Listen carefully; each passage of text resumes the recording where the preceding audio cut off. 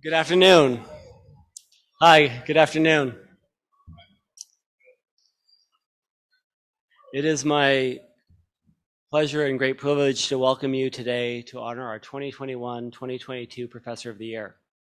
This award has a 31-year history of honoring distinguished achievement by a tenured member of the St. Mary's College faculty.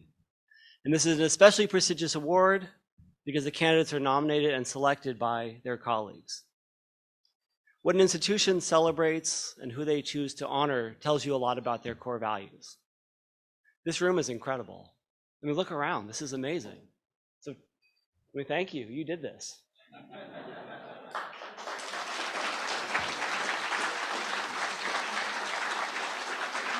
I mean, to see the diversity of this room, folks from different generations, different parts of the college. Again, Ted, thank you for bringing us together, giving us this opportunity to celebrate the institution and most importantly you. But thank you for today. I'll tell you, I don't have a great memory, but I remember the first time I met Ted, and probably a lot of folks in this room do too. I was at All Faculty Day, and I don't even remember the conversation, frankly, but Ted asked a question or made a comment. I remember saying to the person at my table, "Who is that? Because I want to know him." And the person said, "Oh yeah, you're going to want to know him." Right? And again, I don't know if it's because of how he sees the world, how he talks about the world, how he walks in the world, but there was something unique and special that, again, is very rare. Professor Tsukahara has contributed to the college invaluably for more than 25 years, effectively teaching in both the economics department and in the integral program, performing valuable scholarship, and serving the college and the larger community with great unselfishness and in ways that show his dedication to Lasallian ideals. He joined the St. Mary's faculty in 1992, after earning his PhD from Claremont Graduate University in 1970, initially teaching economics there and at Pomona College, and then having a successful business career, before returning to teaching and coming to St. Mary's. He initially began teaching in the graduate business at St. Mary's and volunteered to become an integral tutor in 2004. While Professor Tsukahara is a dedicated scholar, he sees himself first and foremost as a teacher. His classes are student-centered and intellectually alive. In his teaching, his primary concern is nurturing the students' love of learning, critical thinking, and ethical awareness. He encourages students to value learning for its own sake.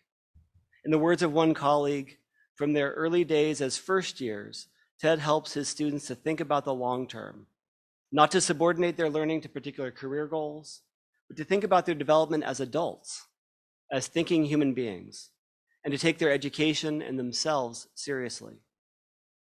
Professor Tsukahara is perhaps most at home in his seminar and integral courses, as he prefers, quote, not to be an expert in anything. He's added, "I've tried to be open to the surprise of different points of view." His colleagues and students report that Professor Tsukahara speaks his views, but also listens with a curious and open mind to others. One colleague states, he makes students think on their feet. They're willing to do so because they trust his compassion and his genuine interest in them. Another colleague adds, Ted has high standards in the classroom. He helps his students reach those standards by creating a supportive and respectful learning environment. Outside of the classroom, he's a generous advisor to his students. He strives to help them flourish intellectually and personally, working to build relationships with them and getting to know each of them individually. Again, this is the essence of being a true Lasallian educator. Students regularly stop by to seek his academic advice, help with an essay topic, or career counseling. He keeps in touch with many of his former students. Are any former students here tonight, by the way? Yeah, thank you. Thank you for being here. He keeps in touch with those former students, and some of those relationships have spanned decades.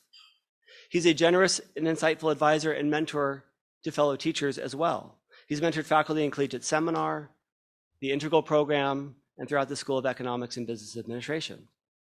He sees mentoring as a two-way street, an opportunity for both parties to learn and reflect. And this is one of the reasons many faculty seek him out for conversations about pedagogy and classroom dynamics. His work mentoring the next generation of SMC faculty is a testament to his commitment to teaching and the role of self-reflection that he sees as inherent to teaching and learning.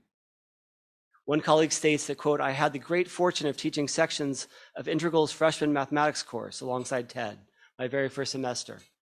I still come to him for advice regularly on teaching, or to talk over tricky bits of Euclid or Ptolemy or whatever I'm reading with students in seminar. His patience and attention are always unflagging, his advice steady and extremely generous. Ted sensed that learning requires careful attention, but also the freedom of curiosity has always been alive in our conversations about teaching. My confidence as a tutor in the Integral program has much to do with having a colleague like Ted, always ready to listen, to think through solutions, to do the hard work of striving to improve, always improve, alongside us all." End quote. Ted weaves together his scholarship and teaching by sharing his ideas about Catholic social thought and discussion-based learning with the wider college. He participates in the collegiate seminar informal curriculum. His research interests include public policy and gambling, economics and altruism and non-for-profit organizations, the Catholic intellectual tradition, and Catholic social teaching. Published widely, his work crosses interdisciplinary boundaries. In his career, teaching and scholarship are about serving the common good. It follows then that he has devoted an extraordinary amount of time and energy in service to the college and the wider community. The positions to which his faculty colleagues have elected him testify to the respect they have for him and the trust they placed in him. He's chaired the academic senate twice. You let that happen a second time, huh? You're a better man than me. He represented the faculty on the college's board of trustees. He served on the rank and tenure committee and chaired that body. He chaired the faculty welfare committee. And he served in multiple appointed positions, including the core curriculum task force and on 3 presidential search committees. He's also served for 6 years on the High Potential Program Advisory Board and was a major author of the Irvine Program Grant, which, thank you. The Irvine Program Grant identified talented St. Mary's students from underrepresented groups, supported them through graduate school, and brought them back to the college to teach. It's had a profound impact on this institution. Those who have served with him praise his insights into issues and character, his ability to create consensus from a variety of views, and strikingly, his ability always to place issues in a larger perspective, one that considers the good of the entire college community. But even more than that, they praise his fairness and his gentle courtesy. In 2018, Professor Tsukahara was named an affiliated brother of the Christian Brothers in recognition of his long commitment to the brothers and to the mission of the Christian Brothers Order. For years, he was the chair of the Board of Trustees for St. Mary's College High School, where, as one brother commented, he viewed the school's outreach to students from poor families as essential to St. Mary's Lasallian mission. He's been a member of the governing board of the Bishop John S. Cummins Institute for Catholic Thought, Culture, and Action, and is director of the John F. Hennings Institute, the college's Center for the Study of Catholic Social Thought, for almost 20 years. He is often described as tireless in his living commitment to the brothers and to St. Mary's College. In his teaching, his scholarship, and his service, Professor Tsukahara practices and honors our Catholic, Lasallian, and liberal arts heritage. Over the tenure of his distinguished career at St. Mary's, he has made meaningful contributions to the college, and his devotion to providing students a transformative liberal arts education has been unwavering. It is with great pleasure that I present him with our Professor of the Year Award for 2021-2022.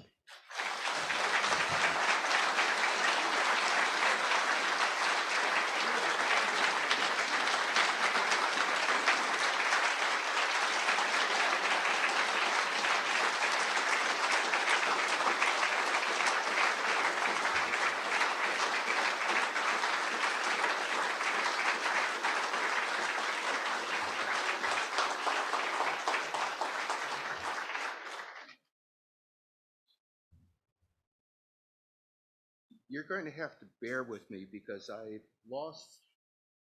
lost the art of public speaking from what I did when I was a youngster, partly because the Integral program doesn't put much stock on the ability to talk at length. So I've got notes I'm going to read from. I'm going to try fairly to stay close to the notes, but I'm going to start with some remarks that I need to do right away.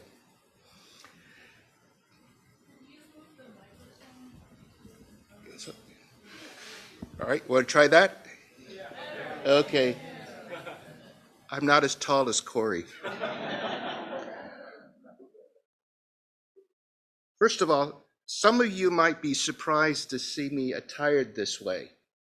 Normally, I'm a bit casual in attire, partly because when I first got here to teach in the MBA program, the dean at that time said that my uniform, which I had in New York as an investment banker, was intimidating the MBA students. So I had to take off my tie, take off my suit, and switch to something that was more St. Mary's in attire for him.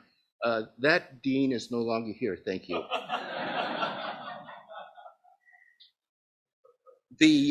I have to make a comment about the lay. This comes from a former student from Pomona College. She is somebody that I've stayed in touch with over the years. We did joint research together when she was a student, and that research led to her eventual career switch from economics to becoming a doctor. She's a retired Kaiser doctor, and she was the prime research assistant on a work that I did with her on Tay-Sachs disease. And so if you're wondering if I can keep my attention on any kind of research, if you look at what I've done over the years, I haven't found anything that I can be really an expert at. But it comes from Hawaii because she was from Hawaii. And it was the interesting thing that we got another gift at home from another person who was at St. Mary's from Hawaii. Walt Kiramitsu was a freshman with me in the class of 62. He started as a freshman. He was the interim freshman class president. We all hoped he would have stayed here, but he went back home to Hawaii because there was something else calling him to do. But Walt and his wife May have been friends over the years, and we appreciate them remembering me today. I think before I forget what I'm doing here, I want to introduce a couple of relatives. My cousin Wes and my cousin Judy are here. Wes's wife Lynn is here with them. Wes and Judy, I got introduced to while I was at St. Mary's because their mom tracked me down. There's a story, if I can get into the script, it'll come out, because I've got a funny background that will emerge from this. But more importantly, I have to recognize my wife.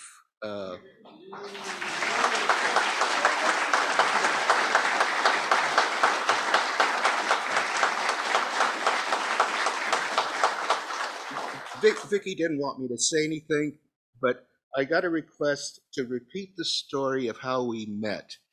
And this is an example of what happens to you if you do volunteer work. I was involved after St. Mary's doing some volunteer work.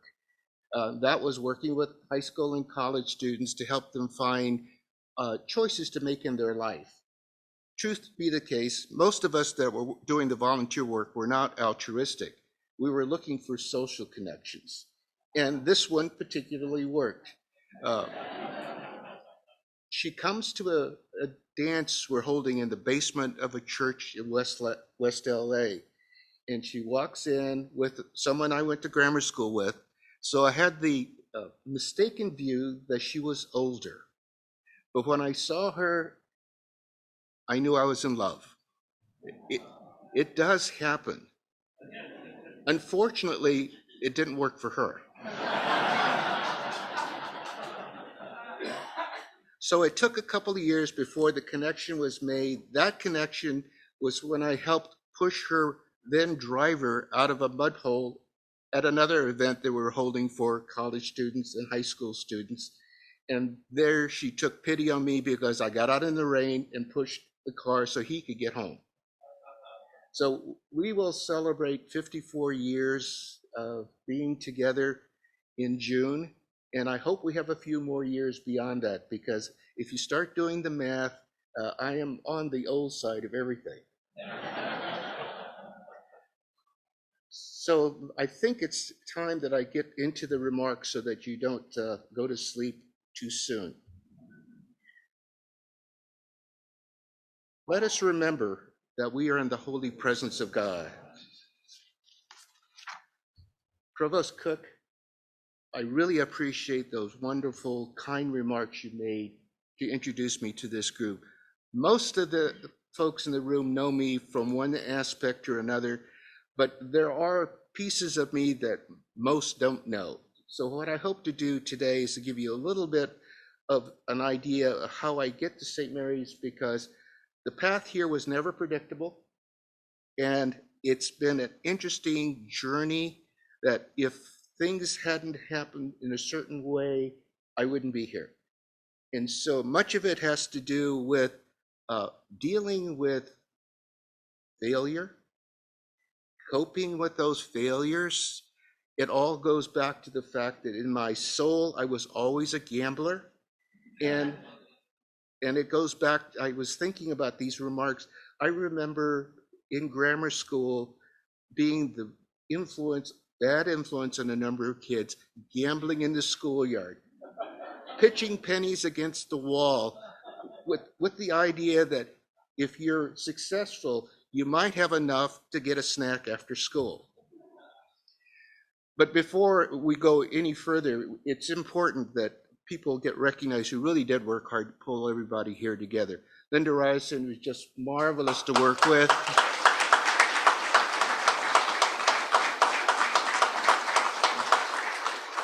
She didn't know how detailed I wanted to be about making this thing go smoothly. Jerry Serrano, who's been around forever, he seems to have a photo file of me that he's trying to eliminate. And he's the one who took the one out in front of the statue, which I really like that photo. And so, but he needs to be thanked for this. Linda Lenhoff in communication did all the publicity.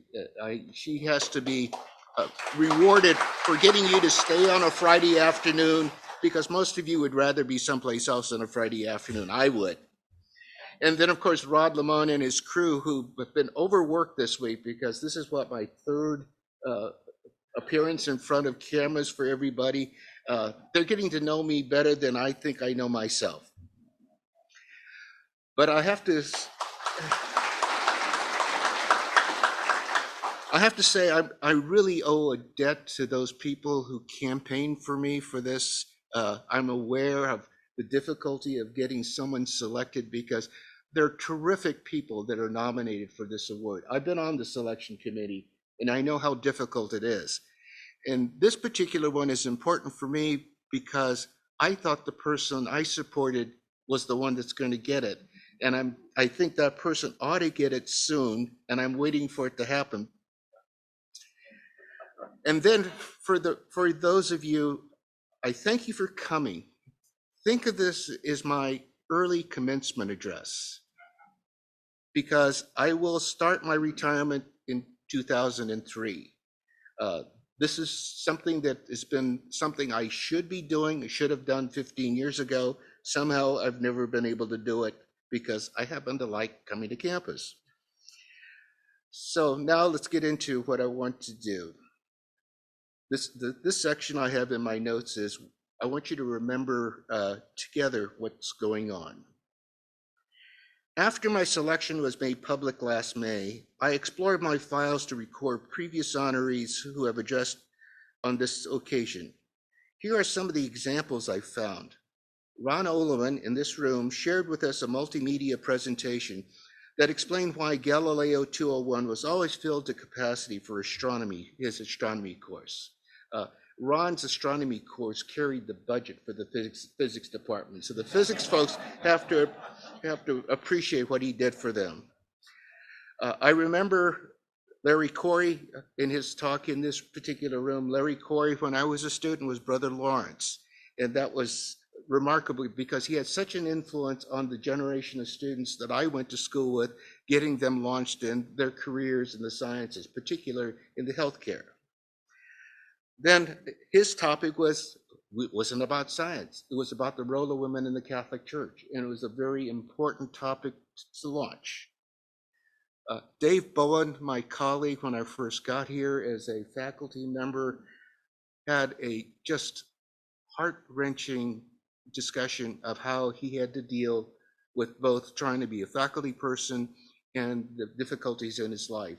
And if you couldn't appreciate Dave for his humanity, you don't have a soul, because it was one of the warmest things I ever encountered. And then last year, I have to single out Rosemary Graham, because part of what I'm going to say is our Rosemary and Ted connection that's happened over the years, because we arrived at the same time in 1992. But her story about where she went right after graduate school to Ireland, the encounter she had with people, the connections she made, and the issues that it brought home for me, I felt was a very rich experience as a faculty member to see another colleague do. But my talk is going to be centered slightly differently. I take special note of what Joe Lanigan and Steve Courtwright said in their talks to the faculty. Why? Because they're both members of the integral program of liberal arts that I am partly with. They had one, in Joe's case, a case that was made about the importance of liberal arts at the St. Mary's College, and particularly the collegiate seminar. Steve had in his talk a real emphasis on what we need to have as a clear theological and intellectual understanding of Catholic. Both Joe and Steve have a background as being taught by brothers at some phase in their own education. So in a sense, we're sort of the triumvirate in all this, because I'm going to speak to you about the third tradition, which is the Salian. I'm also, as you heard from Corey's introduction, a product of the brothers from high school through college. And I think the connection that we have is an important one that you'll see come through in the conclusion that I'm going to give you. In late 2017, Brother Thomas Jones asked if I would accept affiliation with the Brothers of the Christian Schools. Needless to say, I was stunned by this request. I asked myself, what have I done to deserve to join Ben Frankel, Father Patrick LaBelle, Sister Claire Wagstaff, and Bob Gardner from this college as to be a recipient of this honor? Was the reason I was asked to be that I have a connection with the Bishop Emeritus John Cummins, as we're both students of Brother Maris? My closest friends know that I'm not very comfortable in situations like this, so I awkwardly responded, I would accept as long as there are no vows of poverty, chastity, or obedience.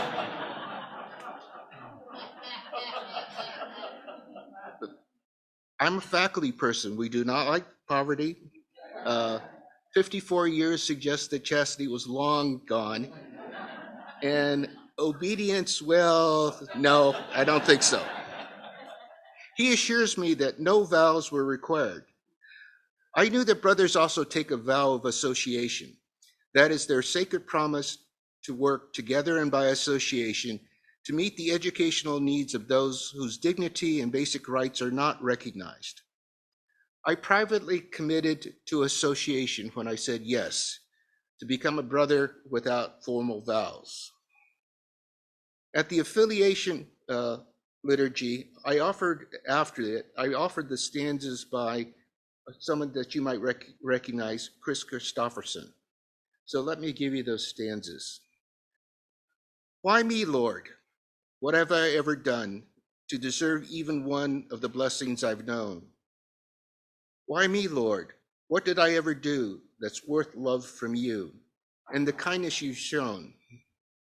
Try me, Lord, if you think there is a way that I can repay whatever I have taken from you. Maybe, Lord, I can show someone else what I've been through myself on my way back to you. So let me get to a part of what I would call the setup for the stories. The Integral Tutors read a novel, the summer 2020, if my memory is correct. It was Martin O'Caden's Gaelic novel, Graveyard Clay. And I'm going to give you the summary that's on the website on Graveyard Clay so you can get an idea of what the novel was about. And this is a direct quote that you can find online. His characters are all connected to a rural Irish village who we meet as residents of the graveyard. and learn of their lives that connect them and of their futures they can only experience with the arrival of the next resident. The sounds of shovels digging in the new grave arouses curiosity of who it is and what news they can learn about the social dynamics of the village. Once the new resident is securely in place, the questions flow freely from other graves. One unexpected benefit from affiliation, a privilege that I will most likely not use, is space in the cemetery at Mount LaSalle. I will adapt the plot of Graveyard Clay to offer some history of my long connections with the brothers since I was 13 years old. After I'm lowered into my grave and the noise of the dirt shoveled into it has stopped, I hear a conversation from some of the residents asking, "Who is joining us today? What can you tell us about the world of the living?" I respond, "Brothers, it's Brother Ted, your affiliated confrere. But before I share the latest news about the college, I want to ask a few of you questions. Brother Maris, what moved you to suggest to this short, chubby Japanese kid to join the speech and debate club? Why was I matched with the athletic, handsome Al Arias to become the very public odd couple in novice debate in the Catholic Forensic League? Whatever the answer, I thank you for helping me learn how to survive in a world where some of us weren't dealt the same cards in life. Brother Bertram, how did you discover that I couldn't afford to attend St. Mary's, even with the scholarships I received? How did you negotiate the campus job to work on athletic publicity? Thank you for landing me the job that made college affordable and memorable. So if this has been a teaser, let me give you some vignettes of memoirs that Sandy Grayson and others have encouraged me to compose, but I will never complete. So this is the beginning of the memoirs. And it's something that some of you may have heard in another venue or not, so bear with me. In late January, April 1st was suggested to me as the schedule for this talk. I declined the date. Did I expect the Gales to be in New Orleans playing in the Final Four?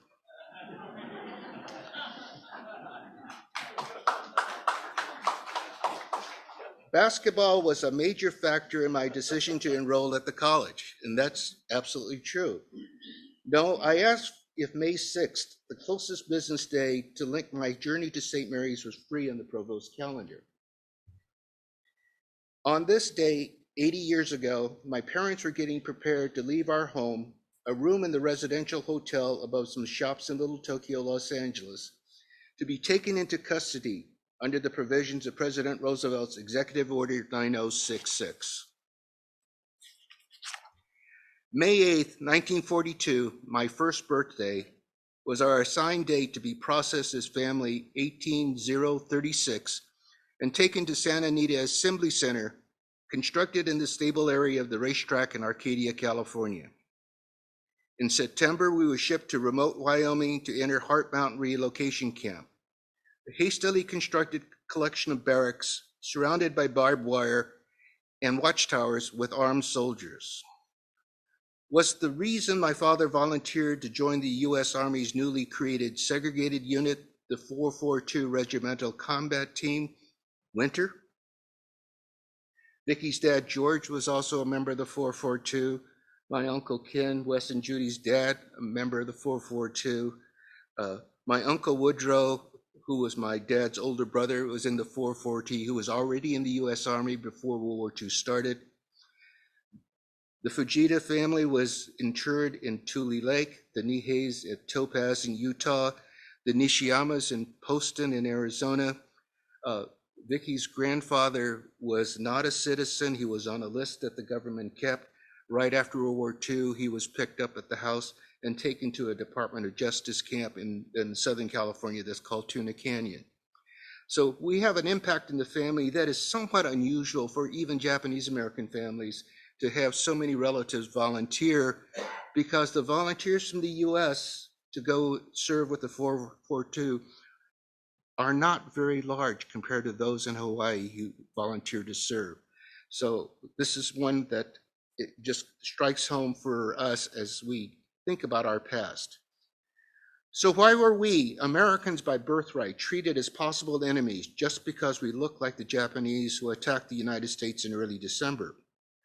Why were only some of the Japanese in the US subject to the executive order?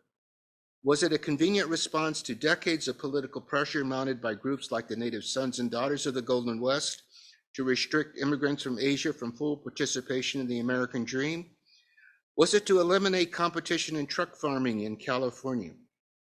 But was the real reason racism, not national defense? I will offer no answers to these questions, but will share with you the impact of this inauspicious start to a blessed journey to be with you today. One early assignment in Professor Spencer's freshman composition section was to write a short piece with a minimum word count of 500. I was an undisciplined writer, so producing drafts to be read, edited, redrafted was foreign to me. I still use this version of counting sheep.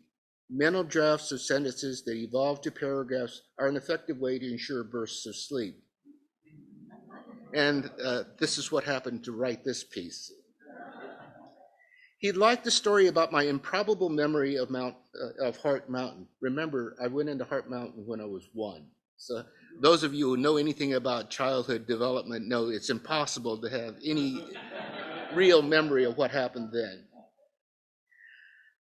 I just met the minimum word count. I did it on a typewriter and I counted the words. I was typing the story, and when I got to the magic 500, I was just about done. I think I had 2 or 3 more words to do. He encouraged me to submit it for consideration by the Phoenix, the campus literary magazine, and to become an English major. This piece was accepted and appears in the same volume with 2 contributions by my classmate, Bob Hass. I don't know if these items represent the start of his writing career, but I treasure the connection, Bob. The pain I experienced in writing Land of the Free was enough to convince me to remain a physics major. And that didn't last very long either. This essay was submitted to a competition in the Bay Area, and I still remember the criticisms I got back from the judges. One loved it. The other one said he hated it because it was cheap sentimentality.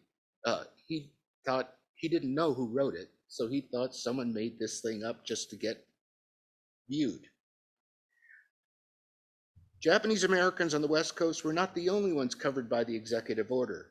An Italian American, Sylvester Andriano, class of 1911, was also forced to leave San Francisco, but not placed in a camp.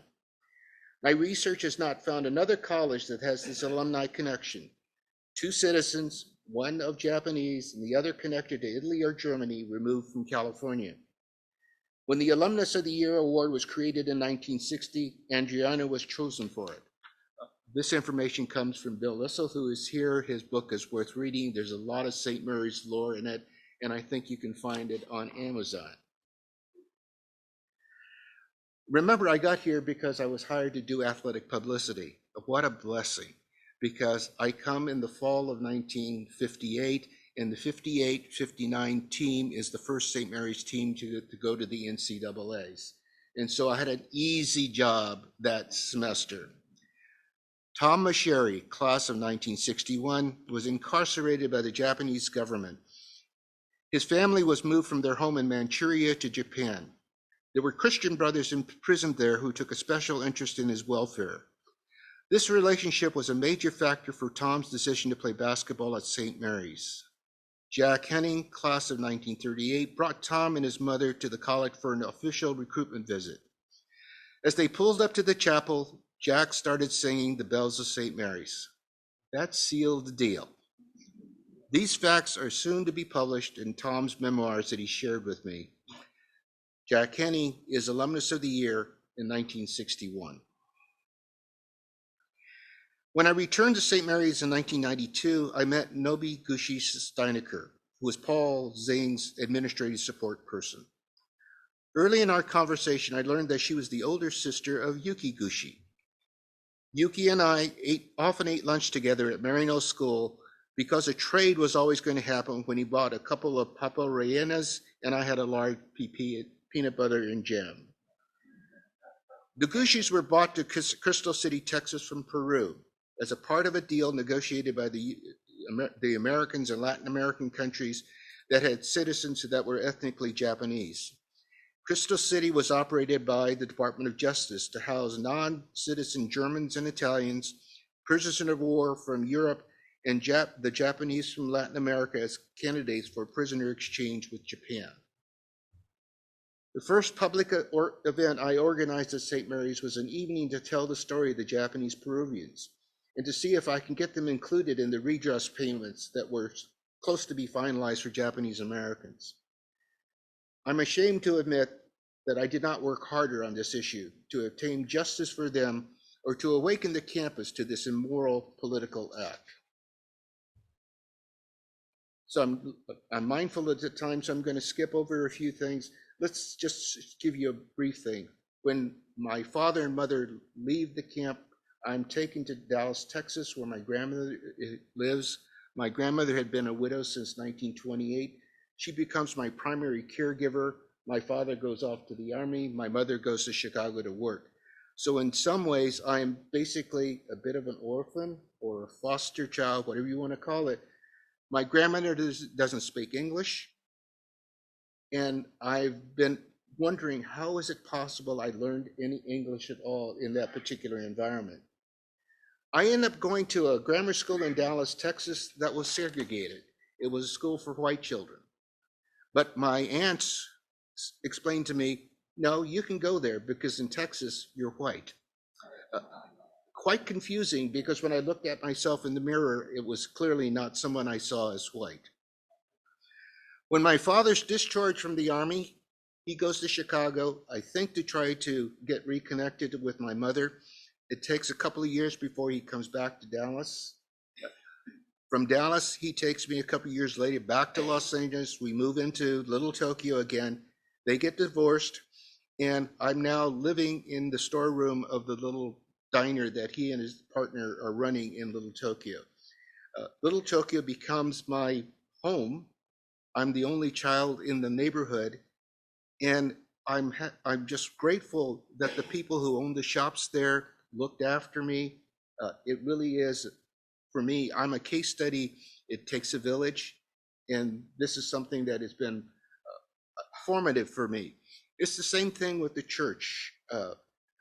My father enrolls me in Maryknoll School because he was advised that at that time, the public schools in the neighborhood were still fairly tense. And so if he felt that if he put me in Maryknoll School, which was a school for Japanese children, that it would be a safer environment for me. And that was a blessing. I'm in a segregated school this time, but it's segregated by all Japanese. But if you remember the story about Yuki and me, I'm still odd because when I go into class, I'm the only one that speaks with an accent that is clearly not a California one. So I'll make mention to Father Hugh Lavery, who was the pastor of St. Francis Xavier Mission. When it was closed for World War II, he is the pastor who goes up to Manzanar to minister to the interned Japanese there, his parishioners. Father Lavery hired me for jobs at the school. These are janitorial jobs. I think he knew I was basically a latchkey kid and I needed something to keep from being out of trouble. So he gave me a job. I waxed floors, I scrubbed toilets, washed windows, washed chalkboards. It gave me some spending money. It gave me a valuable education for life. That dignity comes from being able to work. So the next part of my education becomes the path. My first experience with a racially diverse student body was Cathedral High School in Los Angeles. Boys with families with roots in Mexico were the majority on this campus. Perhaps 75% of the student body would be called students of color today. Brother Bertram was the principal of the Cathedral. Brother Maris was my 9th grade history teacher at Cathedral. What's important at Cathedral is Oscar Lumpkin. Oscar Lumpkin was a highly visible senior who destroyed the myths I heard about African Americans from my Dallas family, and even in Los Angeles from the Japanese community. He became my role model. Oscar graduated from Cathedral in 1955 and enrolled at St. Mary's College as a physics major. Of course, when I arrived at St. Mary's in 1958, I declared physics as my major, even though I knew I was not of Oscar's academic equal. I also want to acknowledge someone I've thought about. I've never had a chance to say anything to him, but he is now deceased. Bob Alessi was a classmate. He was working part-time for the Herald Examiner, editing high school sports. He recruited me to become the stringer for Cathedral High School because he knew I was interested in sports. So I ended up writing up sports stories regularly for him. What happened is that particular assignment, I think, was the deal that cinched the message from Brother Bertram to the college to hire me to do sports writing here at the college. So I looking back and reflecting, just the ability to get this assignment from Bob was very important for me. So let's go to the next brother that I want to recognize, Brother Cashin. Brother Cashin was Dean of Students here. You remember that, Rob? So you may remember some of this too. Maybe he did this with you. Brother Cashin, why did you wait so long to call me in for a conversation about my grades? When your data indicated that I should be performing at a higher level. Thank you for the frank counsel when you suspended a scholarship when I failed to meet the minimum academic expectations for it. This decision made me appreciate the investment the brothers were making in my education. So, fast forward. It's no surprise that Notre Dame did not accept me into the MA program in economics. My transcript was a mess. I was disappointed because I was a football fan of the Irish. I must have missed a rejection letter from Berkeley for the MBA program because I went there to check on my application. C. West Churchman, one of the founders of the emerging field called operations research that is now morphed into what is data analytics today, was working the desk. He pulled my file, then looked under the counter for a notebook. He remarked that St. Mary's grade should be elevated because we had a reputation being a tough grade in college. He noted that I had taken a lot of formal math, even though the grades were not great. I think Michael Beseda once tried to find my actual transcript to see how bad they were.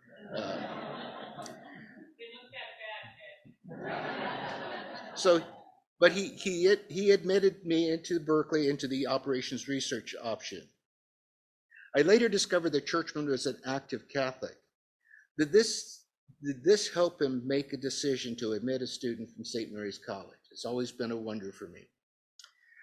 While I was at Berkeley, I enjoyed it a lot, but I had to leave Berkeley because financial matters said I had to return to Los Angeles. My roommate had gotten drafted, and there's no way we could have afforded to keep up the apartment in Berkeley. So I was easily admitted to the MBA programs at UCLA and USC. After all, I was in the Berkeley MBA program, which was the best one in the state. Of course, UCLA was the one I wanted because of cost. However, when they said I must take an undergraduate course that was required at UCLA for the graduate course I had completed at Berkeley, I walked out and enrolled at USC. Rational decision. This was an expensive decision, but ultimately it leads me to Claremont for economics. All right, how do I get to St. Mary's? Here's the path. It's a funny one. I accept an offer to teach at San Francisco State in the academic year 67-68. This is after I, at writing a dissertation and completed all my coursework. That schedule was a Monday, Wednesday, Friday schedule. It left Tuesday, Thursday open. And so I got a lecturer position at St. Mary's teaching marketing and production management. The good memory of San Francisco State is the relationship I had with a fellow named Dave Humphrey, who was finishing his PhD at Berkeley. He added me as a co-author on an article that was accepted by a top 10 journal in economics to thank me for spending the time on his work to solve the algebraic arguments that he was trying to make. This professional kindness, I believe, was a large factor in the positive tenure decision I received at Pomona College. The bad memory of San Francisco State is the shock of receiving a registered letter, March 15, 1968, to inform me that my contract was not being renewed. I had no warning that my work was unsatisfactory, no class visits were made, no conversations with the chair, nothing. This letter set off a panic because Vicki and I had made plans to be married in June. I would continue teaching at San Francisco State while she finished her undergraduate work at Berkeley. What do I do? Can I get a full-time position at St. Mary's? If I could, the pay would be less than State. Could we afford to live in Berkeley? Before I had a chance to tell her the bad news, I received a phone call from Gordon Douglas asking if I was interested in a one-year visiting position in economics at Pomona College. Of course, I accepted. I needed a job, and a return to Claremont would give me a much-needed access to my committee to finish a dissertation. I was never Gordon's student at Claremont, but someone must have suggested to him to take a chance on me. I am grateful because they made it possible to complete the PhD and to begin a professional career that I would never have dreamed of. That first year at Pomona, one of the recreational things we didn't have a whole lot of things to do. We actually watched a St. Mary's basketball game in Los Angeles. And the reason for it is that the coach for St. Mary's at that time was Mike Cimino. Mike was one of the teachers at Cathedral when I was a student. One of the players on the team I had taught in high school, he was a geometry student, Mike Johnson. He was a kid that was really hardworking and just couldn't get him straightened up enough to learn much more math, but Mike was there. But I stayed in touch with Mike, and through Mike, I met Harold Button. Harold Button was recruited by Mike Cimino, and he came to St. Mary's. Harold is particularly important in this history for me and for the college. Harold, after being one of the major stars of the St. Mary's team, eventually goes on to get an MBA at Stanford, becomes a banker. He is someone that I think has just been a remarkable person when you look at his history, because he is connected to that period where civil rights is very important, particularly for African Americans. And I was just honored that when he made his talk for a Martin Luther King Day speech at his church in Florida a couple of years back, that he remembered the relationship that he and I had as students. He was my student. I was instructor here when Martin Luther King was killed. Were you surprised by my choice of Chris Christopherson lyrics? That I even knew anything about country music? Well, it's not because of my early days in Texas, but it's because he's one of the most famous Pomona alums. He admitted for his football talents. He parlayed football with an English major to be selected a Rhodes Scholar. I have fond memories of participating in the opening convocation in September 1968 at Pomona College. Bridges Auditorium was filled with students, staff, and invited guests, and being part of the faculty to processing in was thrilling. This type of event did not happen at the Cal States, and this is why I remember it. This memory may be flawed, but I recall there was a faculty member selected to read the gospel reflection from 1 Corinthians 13. And I believe it was Stan Hales that was doing his. Stan is here. Stan and I had a long history together.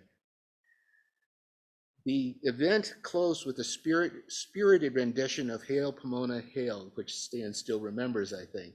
I don't. My fantasy that day was fulfilled. I was a professor at a place called Pomona College. I would never have dreamed I would be there even when I was in graduate school. But I set for a goal that I never got a chance to do, was to be chosen to read Corinthians. My goal wasn't tenure. I was the only faculty member of color in the procession that day. Elward Peterson, a gifted singer and vocal coach, had been hired a couple of years before me. Stan can correct me, but my impression is that Elwood was Pomona's first African-American tenure track hire. He achieved tenure and ultimately emeritus status too. I may have been a first as well. The first American-born Asian to be hired on tenure track when my visiting status was changed from full-time the following academic year. I have to recognize someone I haven't thought about until I was supposed to put this reflection together. There was a student at Pomona, Ira Burney, who was from New York. He was a graduate of the Bronx School of Science. He comes back from a summer internship and he comes into my office. He says, you know, you should take a look at the Hastings Centers for someplace to go. He had just finished an internship there and was excited about it. So he passed on some publications about the Hastings Center, and I read them, and it was the original center started to do bioethics in the United States. Looking at that, I got recruited to be in the first postdoc class at the Hastings Center, funded by the National Endowment of the Humanities, and it set forward that research track that I mentioned at the beginning, where Ruby and I worked on Tay-Sachs disease. That goes all back to the time at the Hastings Center.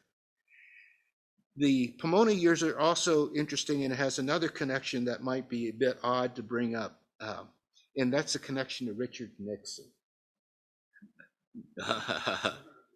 I was asked to volunteer to lead a civic group in Claremont to try to put in place some documentation on how to get affordable housing into the town. One of the members in the committee, Jerry Voorhees, was who lost his seat in Congress to Richard Nixon. Working with Jerry Voorhees on the committee was challenging because I was chair of the committee, because I was the only one on this commission that was neither an owner or a renter in that town. I lived in the dormitories. My wife and I were dorm parents for 180 kids, and so I was neutral. I had no stake in what was happening in housing policy. Well, the other connection with this goes back to Richard Nixon. There was one of his recruiters in the basement that helped him fill positions was a fellow named Bill Marmoto. He was the alumni director of Whittier College and had been involved in Southern California in developing programs for young people. When I got involved with working in the same kind of things, I met Bill. And so I reached out to him, just made an inquiry. Is there a possibility of getting an appointment as a White House fellow? About 6 months later, I get a strange phone call. It comes from Washington, D.C. And the person on the other end said, I'm just trying to check on some information. What district do you live in? And I said to the woman, are you trying to figure out if I'm a Republican or a Democrat? And of course, I was a Democrat. I never heard back from the White House. Good thing. How much longer did Richard Nixon last in the White House? This was a period of time that another job I didn't get, which was a good thing. I had been recruited by the Harvard Institute of International Development to take a look at a job in Tehran, Iran, to do urban planning. The other person up for the job was from Ireland. The Iranians did me a wonderful thing. They said, we've got too many Americans here, we're going to hire the Irishman. 6 months later, revolution. So one thing that you have to do is you've got to get lucky in life. We got lucky. You've got to be able to have a time where the job you thought would be ideal, you don't get. There's something going on. Maybe there's something else you're supposed to do in life. Well, let me sort of finish the Pomona period. Reality set in for me when I started reading the files of my first year advisees. Their academic profiles were far superior to what I had at their age. SAT scores more than a standard deviation better than mine, and many with near perfect scores. I wondered if I was prepared enough to teach them principles of economics, because I'd never taught it before. Economics 51 was required for anyone who planned to be a major in economics, and also was the required recommended elective for anybody in the social sciences for graduation. Well, a week ago, Vicki and I were invited to come back to the 50th reunion of the class of 1972. And that was meaningful to us, and me in particular, that I said, I must not have done a terrible job for them because they were all very successful. And then I received an email this week from one of the people who was at the reunion that just confirmed that what they got from me was more than economics. And I think that has everything to say with why there is a need to make sure that we try very hard to find people at the college, any college, that's representative of the students that are in front of them. The emphasis in trying to get a diverse employee base is important. I will sort of finish this up, and I'll skip one of this, and I'll tell you, why did I leave Pomona? I left Pomona because I was not happy with the salary offer I got for the academic year 76, 77. I thought I deserved more.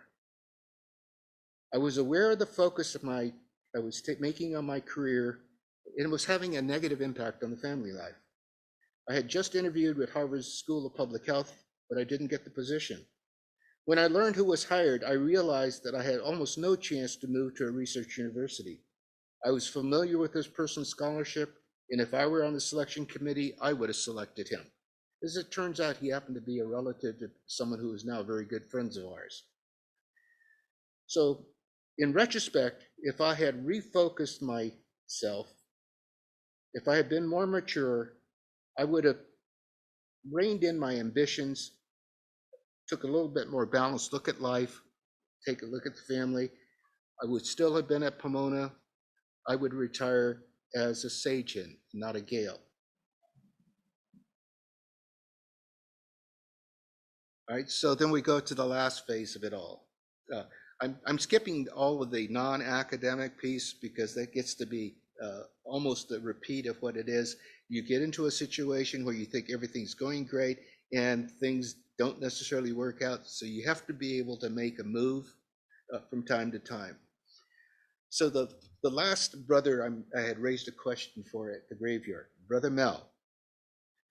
Did the James Irvine Foundation grant to the college influence the offer made to me to join the graduate business faculty? Why did you ignore their support for me to serve as the SEBA dean? Did you believe my ideas for reform of management education were too radical? Or did you think the best role for me at the college was with the students? Thank you for putting me on a course away from graduate students and experiencing the joy of sharing learning with undergraduates. All right, in this part, I have to say, one of the blessings to be hired back is to reconnect with somebody who died about a year ago, Phil Perry.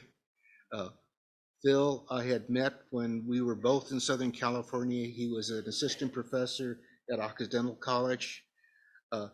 When Phil was in the room for the presentation for the job and I saw him, I said, you know, if I get this job, I know I'm going to be in a good place because Phil's reputation as a teacher at Occidental, I knew about, and I was at a rival college across town. So to be a colleague of Phil's was something that I treasure. We did research together. We both had the same sort of path to leave academics to do something else. So we understood the need to have this balance between the theoretical and the practical that we both thought was valuable for an MBA education. So let's get to the last part of the connections, and this is the Rosemary connection. Rosemary and I arrived at the campus 30 years ago. She was a young PhD, eager to teach and write. I, an older refugee from the earlier career in academics, who wanted to bring a perspective of what is expected in corporate careers that was absent in my undergraduate education at the college. Football is the first link to our long relationship that expanded to basketball, creative writing, and thankless committee work. She recalled after shortly coming to St. Mary's reading an essay about Catholic colleges for men in the Bay Area, but she couldn't remember the author's name, but remembered it was from Santa Clara. So she gave me a call, asked me if I knew about it.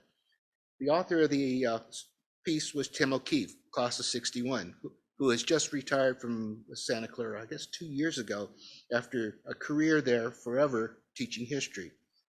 My last conversation with Tim was in the spring of 1967. when I was trying to decide to take an offer of teaching economics there. I turned it down. I often wondered if I made a life-altering mistake because I didn't want a long commute from Berkeley to Santa Clara. Could you transform a Gale into a Bronco? The answer is no.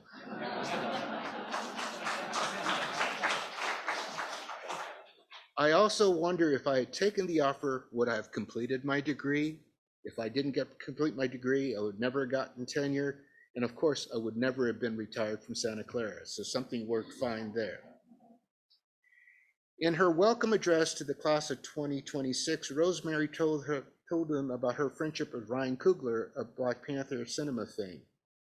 His path to an Academy Award begins with her English 4. My connection with Ryan begins at St. Mary's College High School, where I was chair of the Board of Trustees and where I had reconnected with Oscar Lumpkin. He had recently retired from a tenured position in physics from UC San Diego to teach high school students at St. Mary's. I wondered, did he get an offer of a VSIP? Oscar confided with me when he entered teaching, he had a goal to encourage African Americans to follow his educational path in physics. He was excited when Ryan enrolled in his class and demonstrated the academic traits for physics he never found at UCSD. Oscar and I discussed possible places where football and physics could be matched for a student like Ryan. We both agreed that the University of Pennsylvania, Williams College would be great options for college for Ryan. I couldn't speak to Ryan directly because at St. Mary's, I'm sort of a registered donor in athletics, and that would have been an impermissible act, and the NCAA could have put the kibosh on us at St. Mary's. Ryan wanted to play football locally because he was close to his grandfather, and having the family watch him play was important. At that time, I was helping Coach Vince White, who was the first African-American head coach, only head coach St. Mary's ever had, who was African-American, with academic advice for recruiting potential recruits. I was able to finagle getting Ryan as an advisee when he enrolled at St. Mary's to see if I can keep the physics option open via general education courses. I could not work in calculus, but I found a good English 4 option as it turned out. That was Rosemary's section. So fast forward, there's a lot more going on here. There's another figure, some of you know Odell Johnson, but Odell and I are connected in a very similar way through Jack Henning. The first St. Mary's game I ever saw Odell Johnson was playing in Madigan Gymnasium, and I was just overwhelmed at his skill. He had a grace about him playing basketball that I had never seen before. So when we were at Jack's funeral, he was in the pew in front of me, and I finally worked up the courage when he turned around at where we have this hand of peace, and told him, Odell, I've always been a fan of yours because the first time I saw you running around in your underwear, I was just overwhelmed. So at the reception, we had a chance to talk, and it was, I learned we both had this past coming from the South to California, different circumstances. We end up at St. Mary's, basketball is the draw. Life is funny, but it works great for us.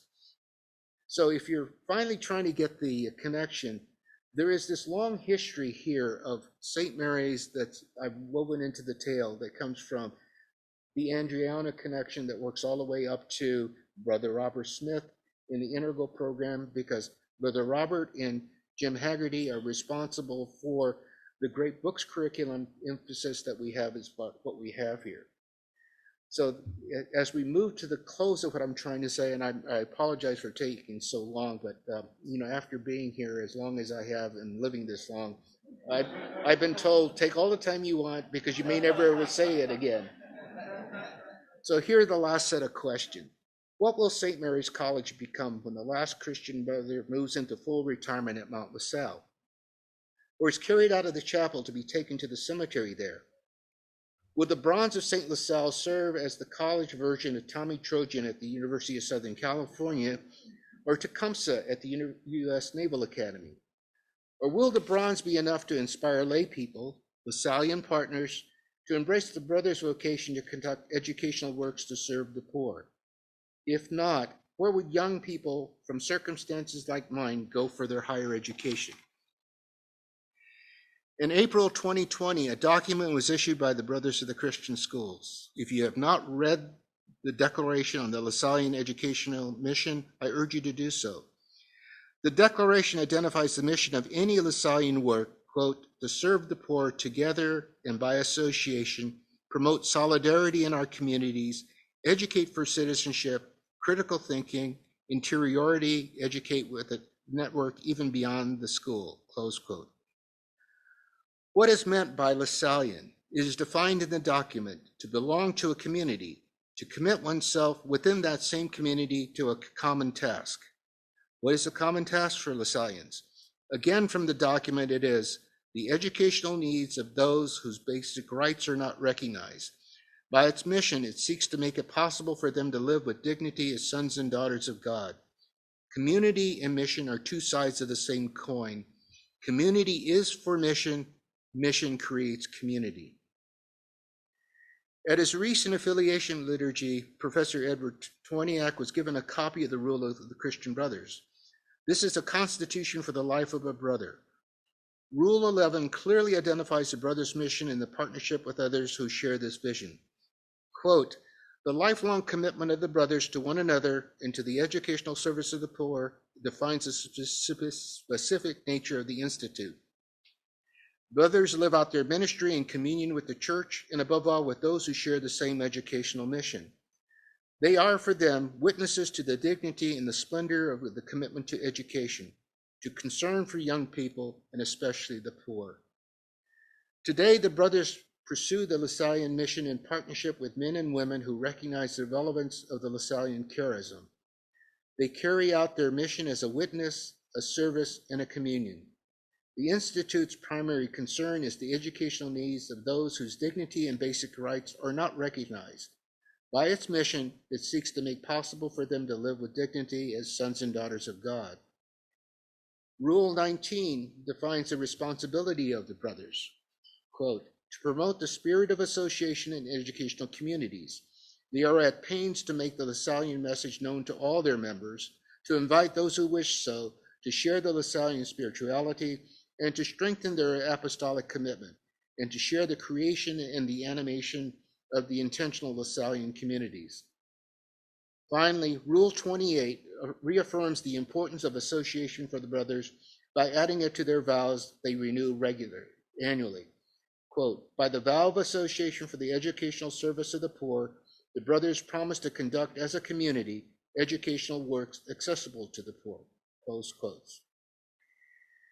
The 2020 document emphasizes that, quote, brothers working in institutions of higher education pay special attention to ensuring that their students make concern for social justice and the fight against all kinds of poverty, a characteristic of their personal and professional commitments, close quotes. This document also suggests a purposeful focus for higher education that should inform the curricular changes now in debate at St. Mary's, quote, critical reading, a return to classics, permanent dialogue, purposeful debate, discussions that foster the understanding of different positions or opinions on various topics, the exploration of different theoretical or political approaches, the study of religious traditions, and the approach to cultures are examples of educational mediations essential today in the Lasallian educational project, close quote. So how does all together more conform to the sense of together and by association? The Declaration uses association as the vocational journey that invites us all to form vibrant and intentional communities of faith made up of brothers and partners. Should partners make some sort of public pledge of association? Or as I said to a campus group several weeks ago, paraphrasing the blue banner outside of Mission and Ministry, that anyone claiming to be Lasallian should walk the talk, not just talk. We must all remember to treat students as our shared purpose at St. Mary's, to keep students as the end, not the means of our professional or financial needs or our ambitions. This ethical imperative may make no sense business-wise, but is the moral sense of being Lasallian. The college is at a very uncertain time again in its history that is partly due to things it cannot control economically or politically. But some of the problems result from either the loss of the understanding of the work of the brothers or even a rejection of their charism. President Plum has adopted the exhortation, "Altogether more," as the theme to center his leadership.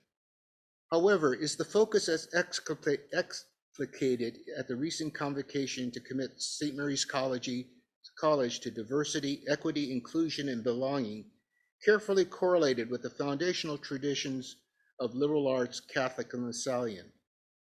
Why did the earlier efforts for diversity funded by the James Irvine Foundation, and Bob Sharman, who was the project director, is here today, that grant that was used by the college to hire me, not produce more progress? In his inaugural address, President Plum shared his story of being the first in his family to seek higher education. He was an athlete and developed the habits of work that translated into academic success. He was a rower and knows full well that if the shell is going to cross the finish line, even earn a medal, that all the occupants must pull their oars with not only their best efforts, but also with a rhythm to keep the shell on course. Any other strategy has a high probability of disaster. How can we help him succeed? Let us continue the rowing analogy. I assume that President Plum was the stroke for his shell. This is the leadership seat that sets the pace for the rest of the team manning oars. The stroke listens to the coxswain, who gives information about where the shell is positioned relative to the others in the race, and determines when increasing and decreasing the number of pulls per minute on the oars is needed. The stroke depends on the guidance of the coxswain to have a strong, firm voice, and of course, good judgment to adjust the pace to guide the shell to a successful finish of the race. The answer to the question I posed, how to help President Plum succeed in leading St. Mary's renewal, begins with a careful reading of the powerful remarks of Brother Ernest Miller's remarks at the convocation a couple of weeks ago, that the goal of Altogether More is embedded in the traditions of the college. An authentic understanding of Catholic and Lasallian and a commitment to put them in practice is needed. This will fill the seats of the shell with committed people. We need to take the brothers' offer of association seriously and commit to touch hearts. Of course, this means we are willing to have our hearts touched. If we do, the coxswain has been identified. It is St. John Baptist de La Salle.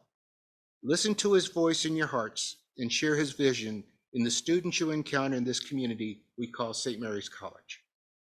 Thank you for listening to my uncharted but very appreciated journey.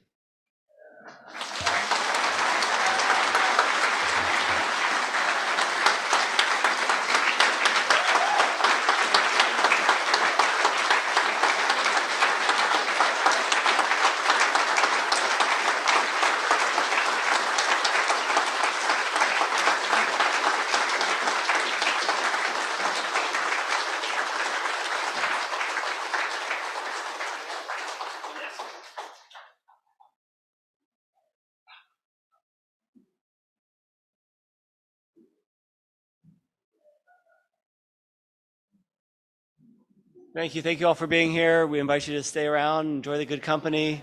Thank you again, Ted, for your extraordinary remarks, and thanks for bringing us all together today. Thank you.